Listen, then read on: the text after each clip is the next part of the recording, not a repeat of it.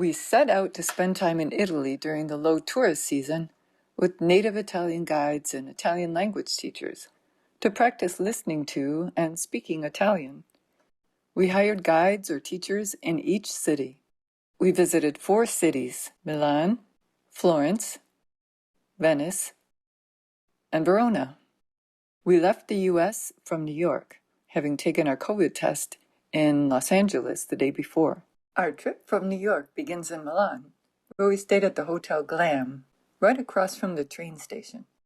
We stopped at the McDonald's inside the station to enjoy a latte macchiato. The red dot means we passed the temperature and vaccination checks. After checking into the lovely hotel, we headed out, umbrella in hand, to Monte Garden, which was resplendent with autumn colors. We also explored the gardens around Sforza Castle. What a refreshing way to stretch and take in the fresh air after all those hours in transit.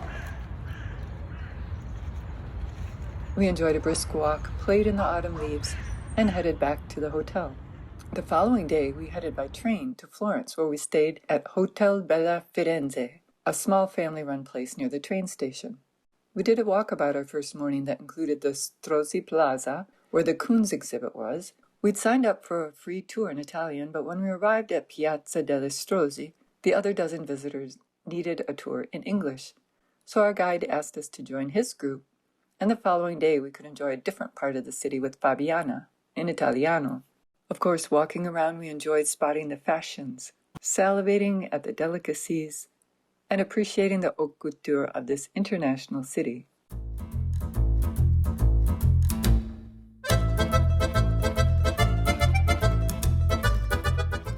A local vendor offered fresh flowers at the outdoor market. The Apple store was festively dressed. And then the nearby Plaza della Repubblica, where the merry-go-round is.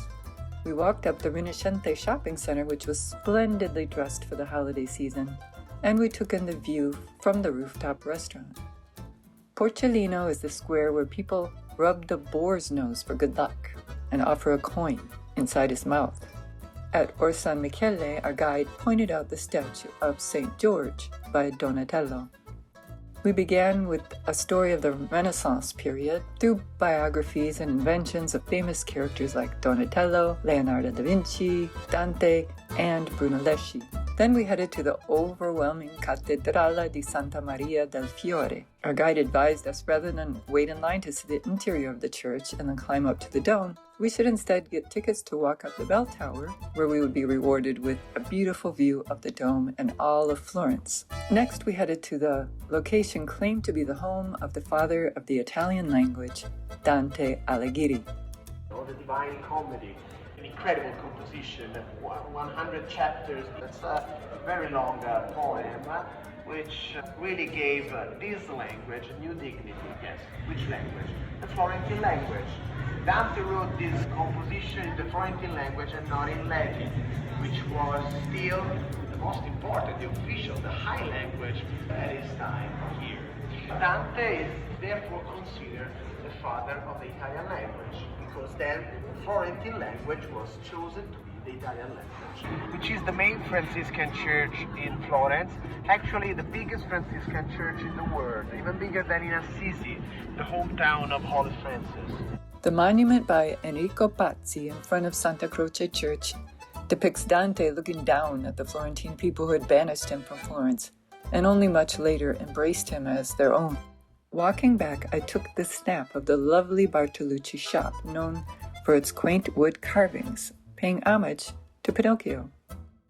The Basilica di Santa Maria Novella is near our hotel.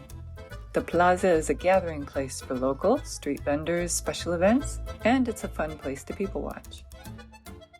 One evening, we stepped into another world. This was no ordinary perfumery. In this elegant essence-making pharmacy, I requested to sniff the perfume of Catherine de' Medici, the unique scent developed just for her back in the early 1500s. The Acqua della Regina is the oldest fragrance still made and sold today. The following morning, Fabiano took us on the Medici tour. She pointed out the special paper artwork that is unique to Florence. Being an artist herself, she relished explaining how the golden bronze doors, the gates of paradise, were created by Lorenzo Ghiberti and why it took him 27 years to complete. We then crossed over to the Piazza della Signoria square, where a David statue by Michelangelo and masterpieces like Donatello's Marzocco and Giambologna's Cosimo on horseback are on display.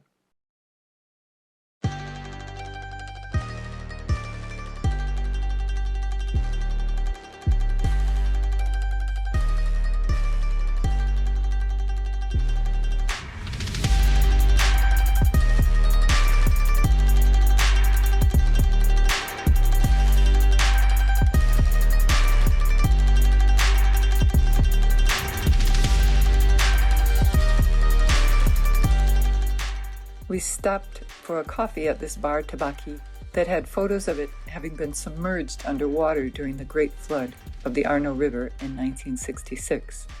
We walked through the courtyard of the Uffizi Gallery and then crossed Ponte Vecchio, which is filled with shops offering gold, jewelry, and much more. Scendeva per la strada poteva rischiare anche di essere ucciso.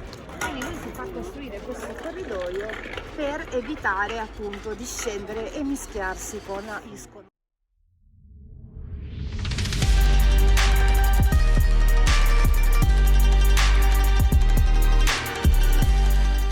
Fabiana offered us a discount at her husband's gelateria called Sprino, and she advised us on a place to find an excellent vegetarian burger at Oltremodo, near Piazza del Carmine.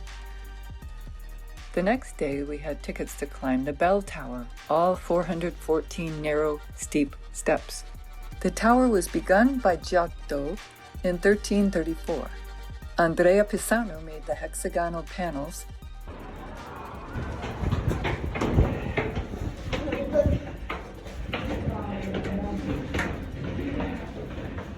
and he and Luca della Robbia made the reliefs. Other artists like Alberto Arnaldi adorned the outside, telling the story of the redemption. It was a fun challenge, and we were rewarded with expansive views of this lovely ancient city.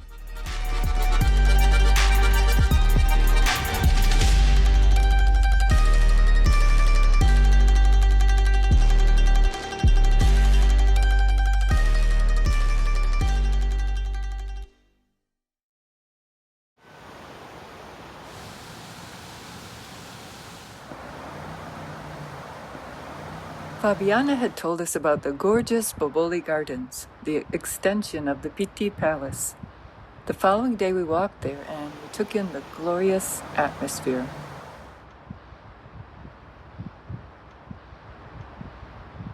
The gardens of Boboli were built over the course of 4 centuries and were born from the vegetable gardens behind Santa Felicita in Oltrarno.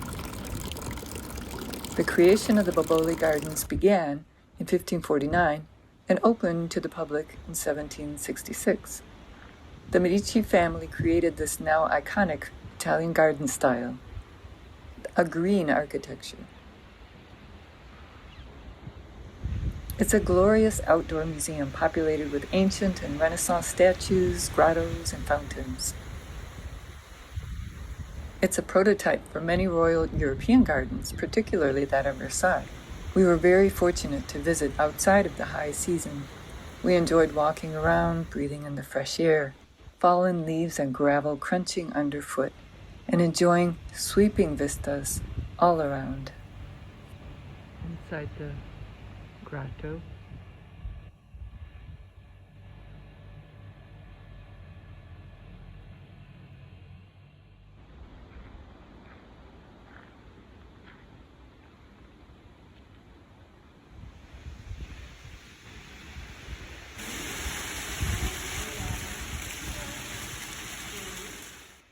and then we headed to the front of Pitti Palace.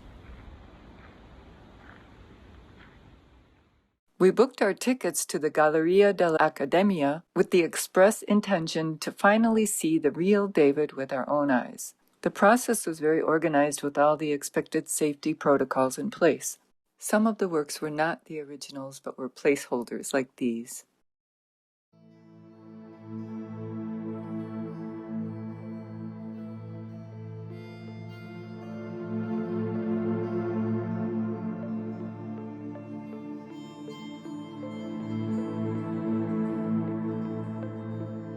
Besides David, Michelangelo's works include the Prisoner series and a statue of St. Matthew.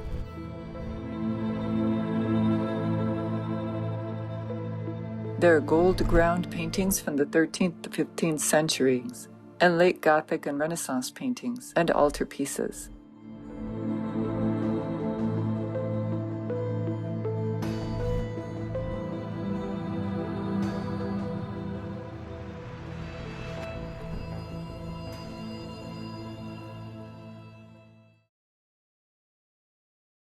Our last day in Florence began with a trek to the other side of the Arno River, up the hill to Michelangelo Plaza, and up the steps to the church San Miniato al Monte. We were honoring the request of a friend who was married there years ago. I thought of her and her husband as we made the ascent on this beautiful autumn morning.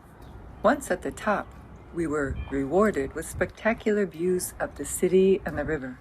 San Miniato is at the highest point in Florence. It's named after an Armenian prince who served under the Roman Emperor Decius.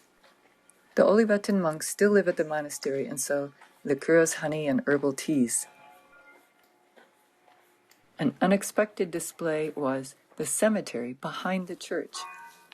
It was crowded with amazing altar tombs, bevel markers, headstones, sculptures, and monuments. The man who created Pinocchio, Carlo Collodi, is buried here, as are many other influential figures like soprano Maria Teresa Piccolomini and artist Maria Luisa Ugolini Bonta and physicist Bruno Benedetto Rossi. One in particular caught my eye, that of a statue of a young couple at the close of World War II. She in her long dress, he in his uniform. They reminded me of my parents who were married at the end of World War II, yet unlike this couple whose likeness was etched in stone, my parents went on to enjoy a rich, full life together. It was a touching moment.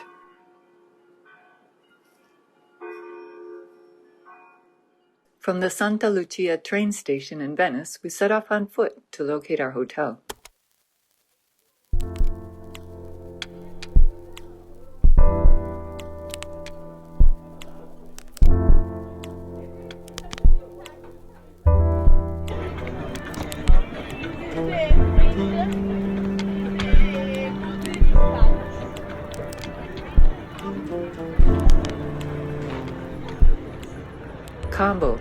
Combo is actually a hostel. The building dates back to the 12th century.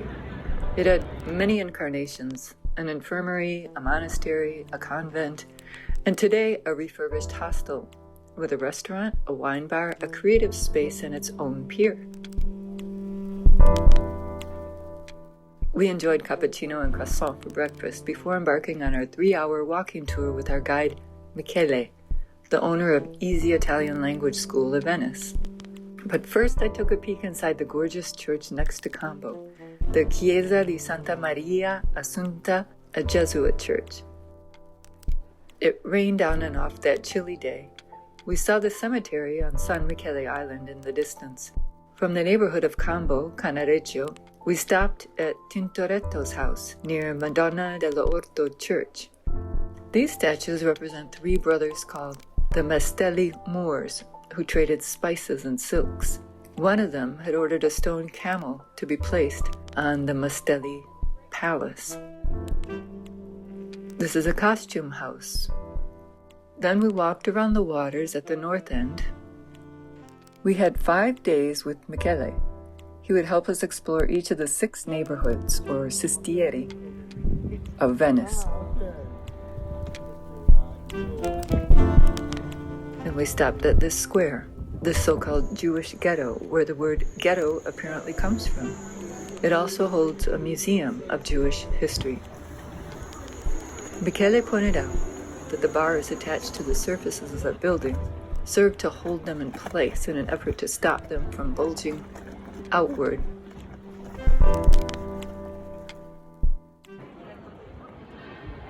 We walked by San Marco Plaza on a cloudy day.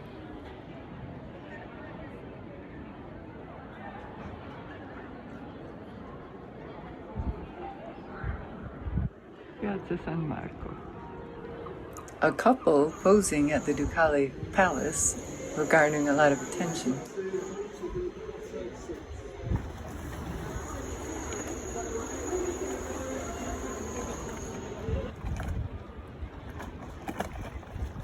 We enjoyed the sound at the gondolas at rest, walked past the Bridge of Sighs, and past the monument to Vittorio Emanuele II. We walked along the canal near San Marco, the commercial area. At the Hotel Gorizia alla Valigia, there was an art exhibit. We met Michele at the Santa Apostoli, and he pointed out the 24-hour sun clock at the church. I found a public phone in the square. We passed the gelateria. We explored the Rialto Bridge and its surrounding environments with the shops above, restaurants along the canal, and beautiful hotels all along.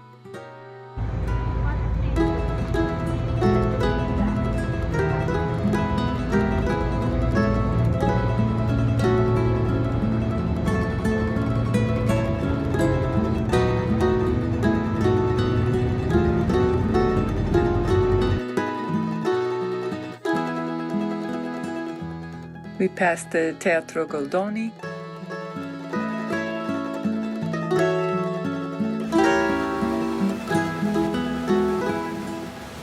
enjoyed watching the people in the gondolas, and we took our own ride. We crossed the canal on gondola to Campo San Giacometto, where is the so-called Hunchback of Rialto. Then we walked around the outdoor fish market. We walked along the Basilica Santa Maria Gloriosa near the University Ca' Foscari, where Michele attended college. And this basilica is painter Titian's tomb and two of his works. There was an interesting exhibition of Da Vinci's inventions at the church of Santa Barnaba. After the tour, we visited the shop of Fabio Caltiera, working with the glass. He's really enjoying doing his thing with the glass. It was here I found my beautiful glass bowl of all the colors of the rainbow.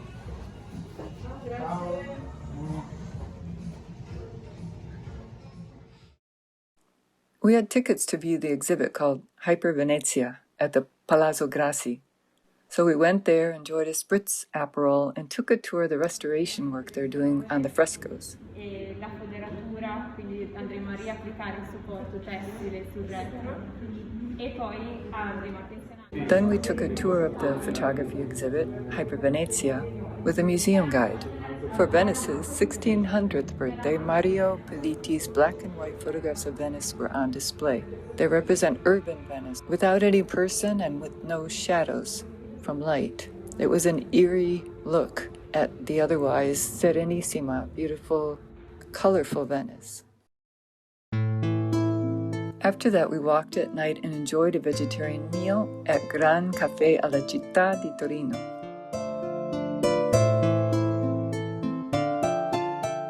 The next night, we enjoyed a Baroque performance at I Musici Veneziani Opera House. The staff and the performers were dressed in costume and delighted us with greatest hits of the Baroque era, like Figaro by Mozart, Barber of Seville by Rossini, Don Giovanni by Mozart, La Traviata by Verdi, and La Bohème by Puccini. The next day, we toured the Duomo San Marco. Its interior is overwhelming, dripping with gold, frescoes, and mosaics. We had an audio guide on our phone, and it was simply overwhelming.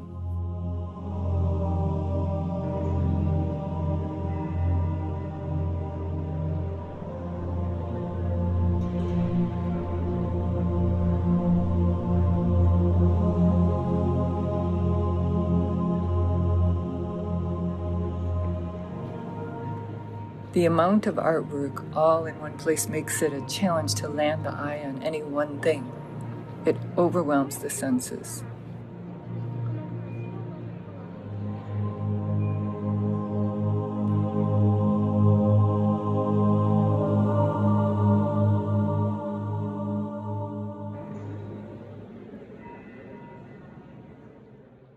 Just outside San Marco Plaza, just posed with 007.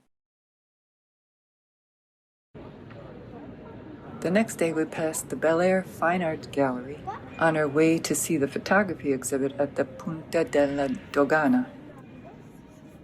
But first we stopped for tea at Le Café restaurant in Campo San Stefano Plaza. The apple dessert and tea were just right. As we approached the Ponte della Dogana, we became fascinated with the workers suspended in a boat above the canal, drilling a hole into one of the posts, with the third man trying to control the sway of the boat that the other two were standing in.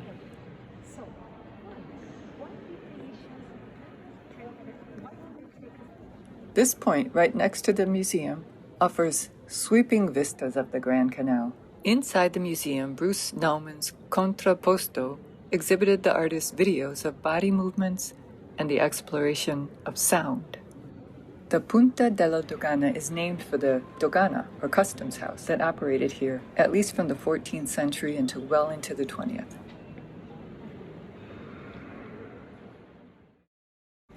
As we walked back, we encountered children with their parents banging on pots and pans, celebrating the festival of San Martin and asking for candy from the vendors.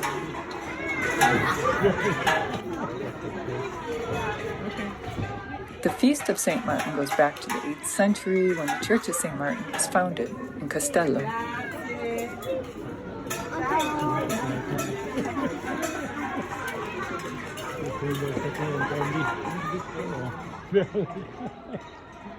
We stopped at the highly recommended Gelato di Natura to enjoy frutta di bosca, malaga, pistachio, and vanilla gelato.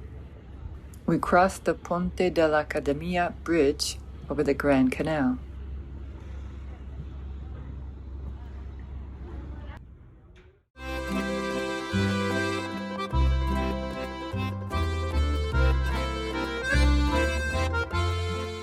Next day we met Michele of the Arsenale.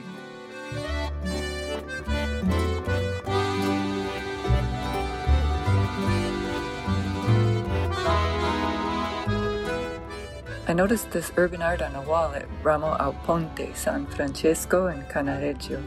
Then we walked to the Biennial Park and the soccer stadium.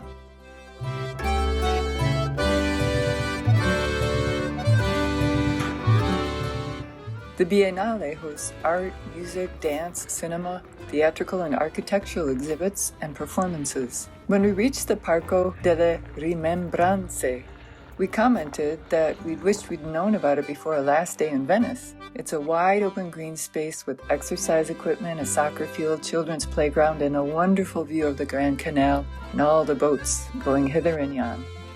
After enjoying the fresh air, we stopped for a cafe and biscuits at Vincent Bar, just at the edge of the park.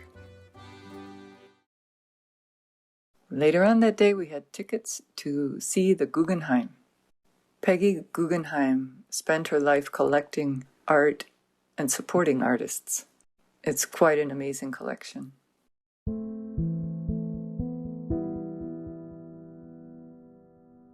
The choice of Venice for her museum was the Biennale. In 1948, Peggy Guggenheim had her own pavilion at the Venice Biennale. After the exhibition, she bought the Palazzo Venier dei Leoni on the Grand Canal. She lived in it, and since 1949, it has been open to the public as the Peggy Guggenheim Collection.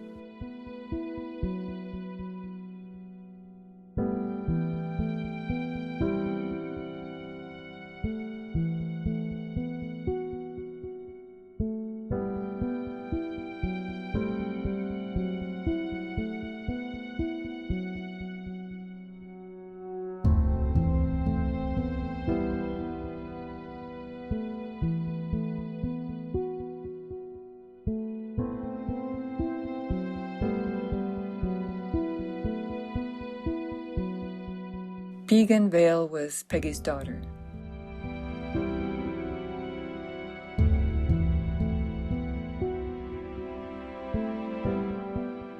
We were fortunate to see the Migrating Objects exhibit, which had closed for a time during the pandemic. It focuses on the works created by artists in Africa, Oceania, and the First Nations of the Americas. By placing these pieces along with the modern European avant-garde work, the exhibit explores the flawed narratives that Western culture imposed on objects of this kind.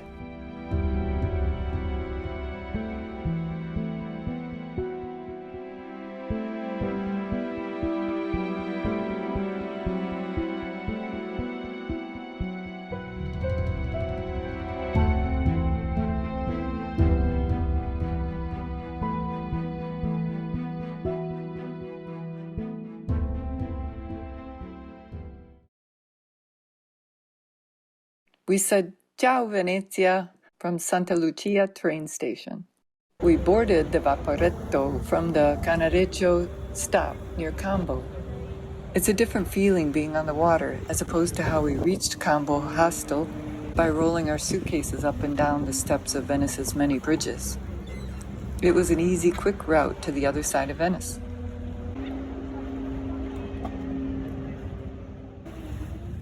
At the station, we were greeted by the Virgin, who was floating above us all. And once inside, we were met by Santa Lucia, the patron saint of the blind and those who treat them. And she protects electricians, too. In Verona, we had the best welcome ever from our friends who just arrived from Torino. We posed for photos wearing the masks I'd brought from Venice. We enjoyed the artwork of Luca Font and Pita, who are considered urban artists. Mangia Bottoni restaurant is behind Hostel Stravagante. Il Mangia Bottoni, a hidden tavern where we selected vegetarian pasta dish and delicious fried polenta. Novo Hotel Rossi is near the train station and offers a wonderful buffet breakfast.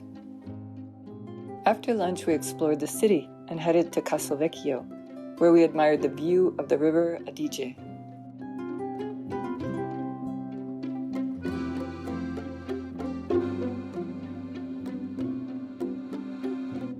We crossed the bridge and enjoyed the atmosphere on this crisp fall day. We spent some time at the park Giardini Sandro Pertini. There were a lot of kids outside with a lot of activities. It was fun to watch the children play. As the sun set, I marveled at the view.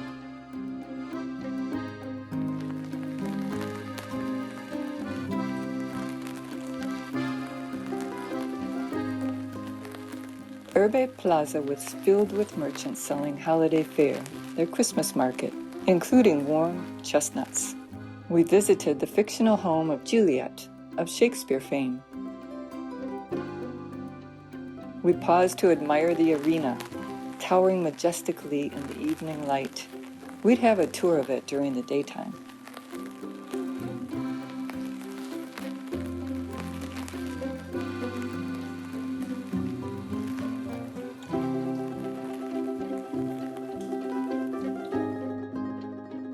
The next day, we enjoyed delicious sweets and cappuccino at Bar Pasticceria, across from Vecchio. Bruno Ruffo was Italy's first world champion motorcycle racer. We took a half-hour trolley ride around the city center. The audio tour explained the main sites of Verona in 4 languages. We strolled around the castle and the park.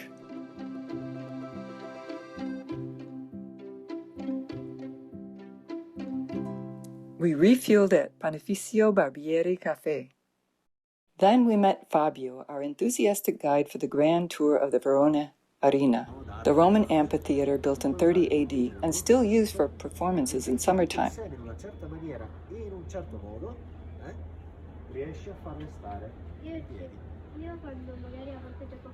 It holds 15,000 spectators, half the original capacity. It'll be used for the 2026 Winter Olympics.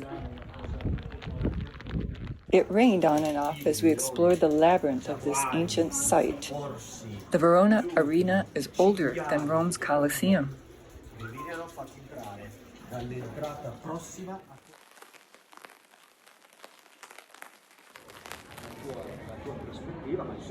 I was surprised to learn that the gladiators would practice their exercises in full public view. It was an ancient form of advertising and branding.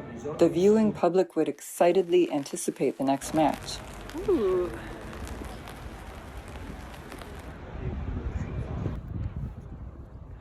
Top of the world. The following day, as we explored the city on foot, we decided to hike up to Castle San Pietro.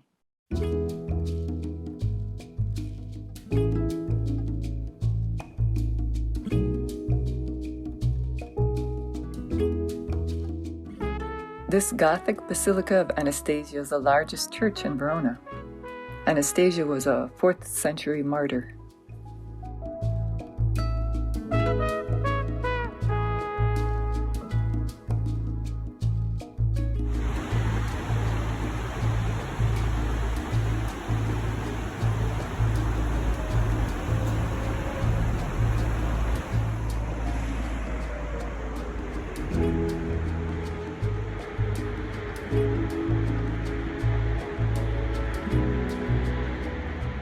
There is a funicolare train that runs up the hill, but we preferred the challenge of hiking up the winding steps.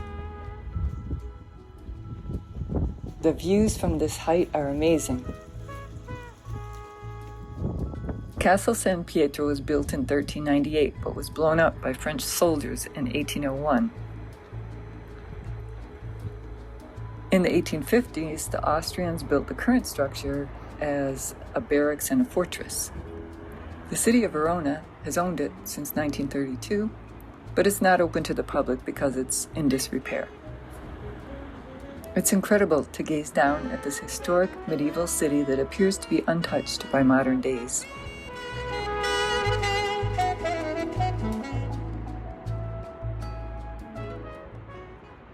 We walked to the serene Giusti Gardens and toured the palace.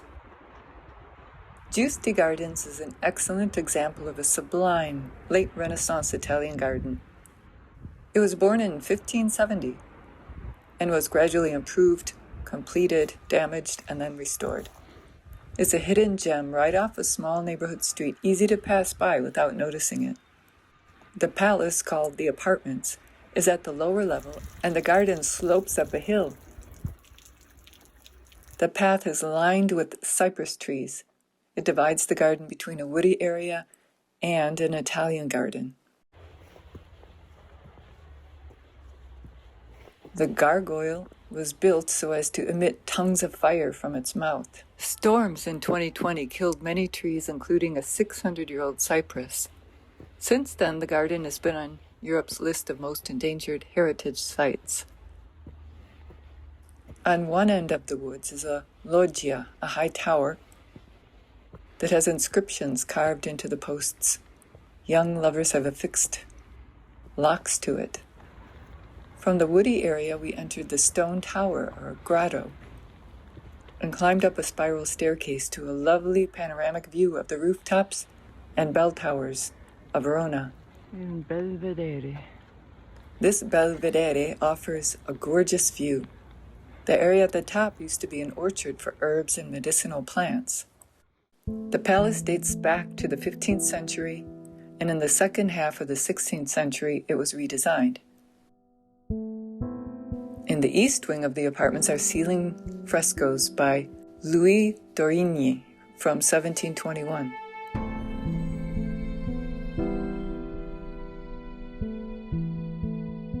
Eleonora Giusti Albertini was the last member of the family to live in the palace.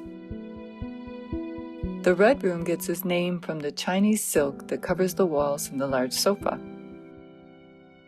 In the West Wing apartment, in the Aurora Room, are frescoes by Francesco Lorenzi.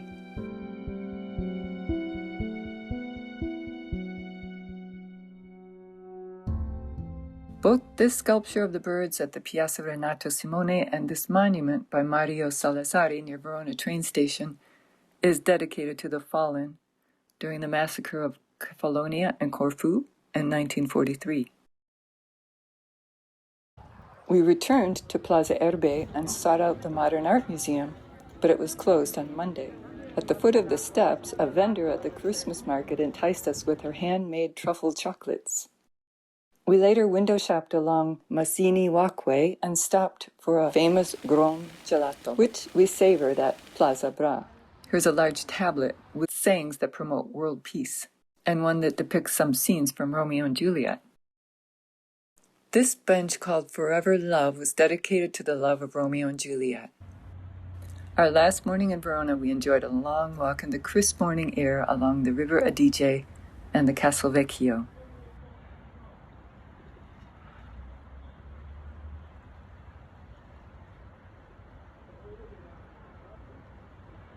Ciao, Verona. When we returned to Milan, Francesca took us on a special tour focusing on design and fashion of this renowned capital of fashion. First stop was 10 Corso Como, founded by Carlos Sossani and acquired by Tiziana Fausti in 2020.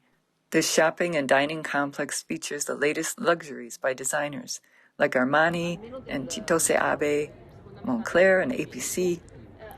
It also has a cafe and galleries.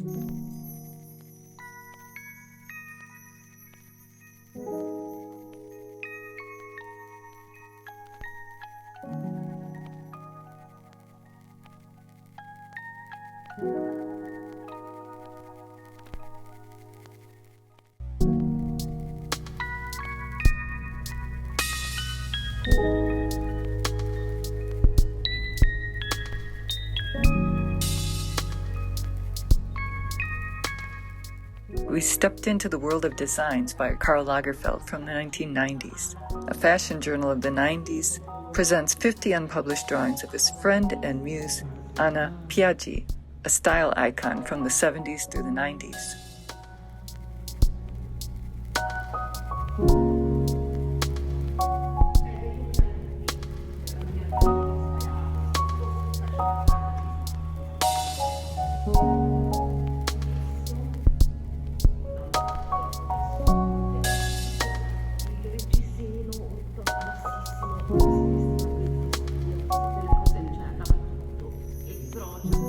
We absorbed the curious works by Chris Ruse.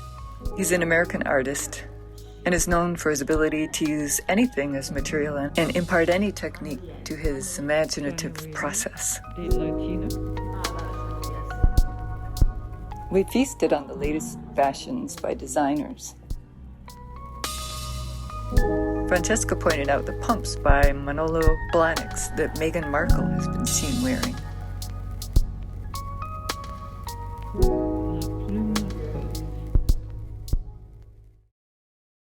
Our next stop was the Triennale, the Museum of Italian Design.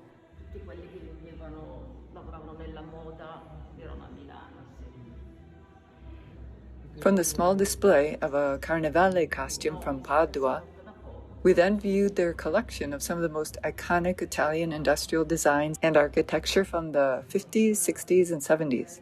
Some of these vintage pieces awakened some long-forgotten memories from my childhood, like the typewriter and the children's puzzle, the beanbag, and I got a flash of the fake fur mushroom stools that my dad, an artist, made for us in the 70s. Then we took the trolley and had a quick visit to the Nonostante Marras boutique. This Sardinian family had created a place that gives a sensory shopping experience. The clothes are decorated by people who live in Sardinia. The son of the Sardinian family gave us a tour. Our last night, we attended our first ever event at the famous La Scala Opera House. From the metro, we arrived early to take in the beautiful atmosphere of the Palatial Theater. The piano tuner concentrated on his work for over half an hour. My favorite part of having seats in the front row was watching the handiwork of the cellists. We had a close-up view of their artistry and felt the vibrations of the strings. Across from the theater is the magnificent Emanuele II shopping center, and next to that is the Duomo, gorgeously lit up in the rainy, romantic night sky.